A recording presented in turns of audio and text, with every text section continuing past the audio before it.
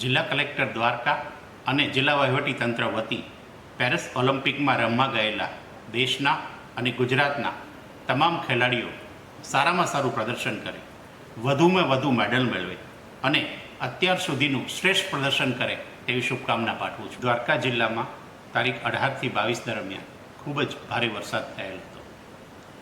કેટલાક ઇલેક્ટ્રોનિક્સ મીડિયામાં અને પ્રિન્ટ મીડિયામાં સુદર્શન બ્રિજમાં જે પોપડી નીકળી ગયેલ હતી, સરિયા દેખાઈ રહ્યા છે તેવા ન્યૂઝ પ્રસિદ્ધ થયેલા હતા.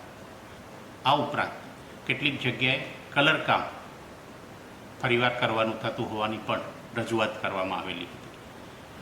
અગાઉની વાત કરીએ તો અગાઉના વરસાદ સમયે પાર્કિંગની જગ્યા પર જે બ્રિક્સ વોલ છે એમને પણ નુકસાન થયેલું હતું.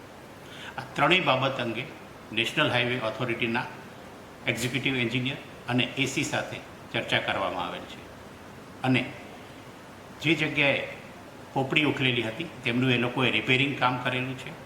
કલર કામ જે બી જગ્યાએ કરવાનું થતું હોય ત્યાં પરમેનન્ટ કરવા, જે બ્રિક હોલને નુકસાન થતું ત્યાં રિટેનિંગ હોલ જેવું પરમેનન્ટ સ્ટ્રક્ચર કે જેથી કોઈ પણ ભવિષ્યમાં પણ નુકસાન ના થાય એ માટેની જરૂરી સૂચનાઓ એમને આપવામાં આવેલ છે.